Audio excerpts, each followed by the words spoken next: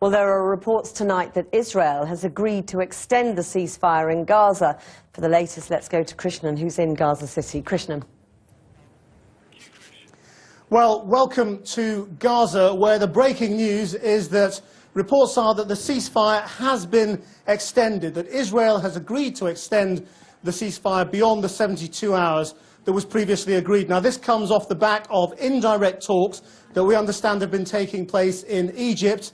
Israeli officials have been there, and Palestinians, both members of Hamas and other parties involving the Palestinian Authority. Well, let's go to Tel Aviv now, where my colleague Inigo Gilmore can join us, because the Israeli Prime Minister has been speaking over the last hour. Inigo, what did he say?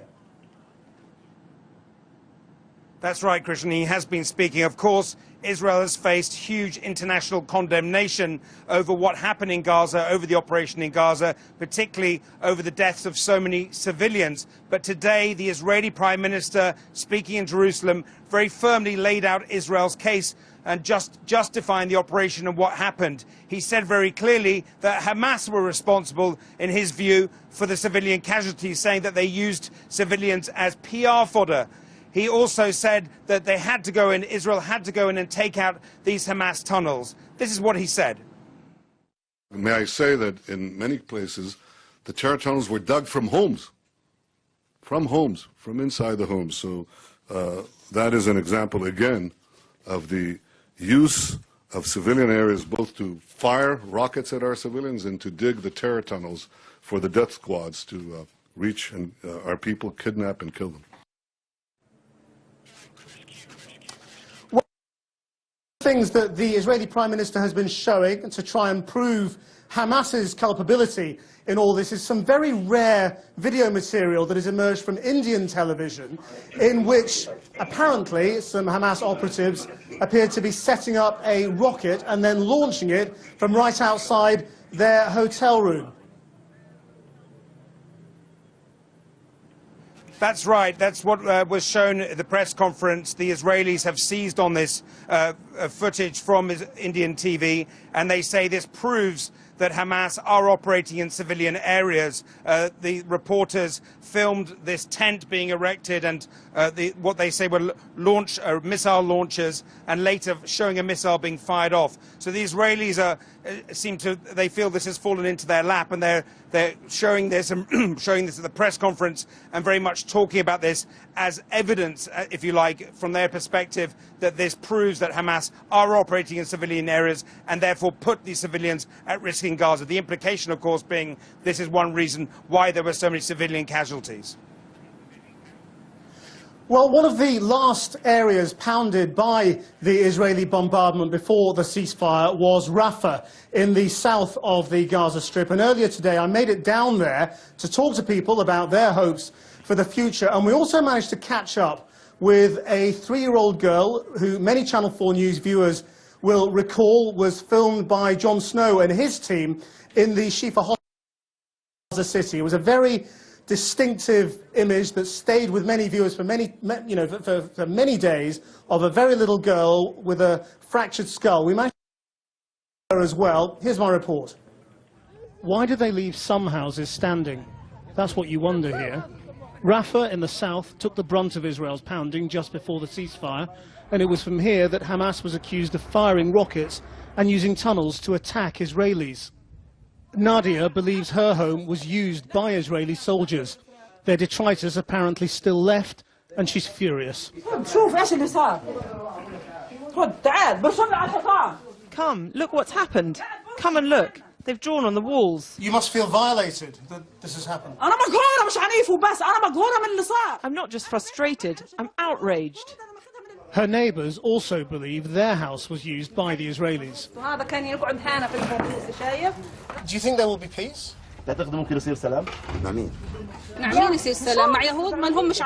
With whom, she said.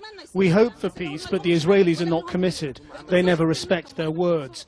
Make agreements with them, and immediately they'll break it. The Rafah crossing into Egypt is Gaza's umbilical cord. Effectively closed to ordinary Palestinians for the last year, it was open today for very limited traffic. lifting the blockade is a key demand at the talks. They told me you were able to pass without a permit. 4 times I've come to the Rafah gate. I came last Friday and the shooting was just over my head. Mustafa was trying to get back home to California after visiting his family in Gaza. Well, what do you think of the way Hamas has handled this crisis politically? Like, I thought they don't have any other option. Like, they get struck, they strike back. If there was another election, do you think they'd win again? Maybe, but not as majority as they used to be. Why not? Because some people blame them. Getting this border crossing open is an absolute precondition to any kind of lasting peace. They're getting the medical evacuees out and they're getting supplies in. And if this is to work and if this is to last, this gate has got to stay open. Living among the ruins in Rafah are precisely those people who need to use the crossing to get out to medical help and safety. People like 3-year-old Niema, who Channel 4 News filmed in hospital 2 weeks ago with the appalling signs of a broken skull. We found her today at her grandmother's house. Much better, but still in need of reconstructive surgery. When we got into the hospital, her eyes were completely swollen. She has a fractured skull, multiple fractures close to her nose, and her right eye has a problem. It's a terrible thing to say, but when I think about what has happened to so many other children here, in a way, Niema is lucky. Thank God, when I see what happened to the others, our problem is nothing. Others lost their loved ones. My daughter is still alive. Like so many families on this tiny strip, tonight they are willing the ceasefire extended. Niema survived, but who knows the true impact on a little girl whose eyes have come to symbolize the suffering of Gaza's children. Well, joining me now is Dr. Ghassan Abu Setta, a British Palestinian doctor who has been working out here with a charity for the last few days, and you'll have just heard the news that it seems Israel has agreed to extend the ceasefire. That will come as a huge relief. It's a relief, but without lifting the siege, allowing the patients to leave Gaza to get treatment abroad, allowing building material for the patients who have lost their homes, whom we cannot send home and follow up on an outpatient basis, there will be no relief for the majority of the patients that we're looking after. Give me a sense of the medical need now. The temptation will be to think, well, the bombardment's over, the ceasefire is in place, everything goes back to normal. Of the 10,000 injured during this last war, at least 70% of them still need further medical care. A majority of these patients will need at least 5 or 6 different reconstructive surgery operations. They will need to be cared for by specialist teams that do not exist in Gaza. The degradation of the equipment that has happened because of the sheer number of patients that have had to go through the hospitals in Gaza means that new equipment needs to be brought in. Or needs spare parts need to be brought in. And there are 3 hospitals that have been destroyed in Gaza, really decreasing the capacity of the health system. What about getting them out? I mean, we have met 2 little girls over the last 2 days who desperately need medical evacuation treatment in foreign hospitals. How easy is it to get them out right now?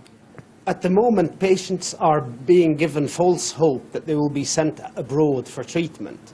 But I've been going around seeing my patients day in, day out, and they still live in hope that they're going to go out.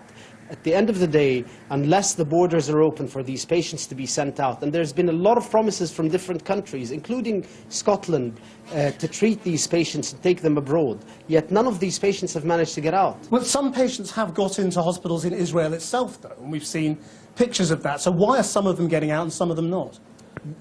It's the issue of meaningful numbers of patients. We need to be able to break the back of the number of injured that are stuck in the hospitals, the overcrowded hospitals that cannot cope with these patients. And a lot of these patients are now going into their second or third week with open wounds, and unless these wounds are dealt with and reconstructed and closed, these patients will have long-term disability as a result not just of the initial injury, but as a result of...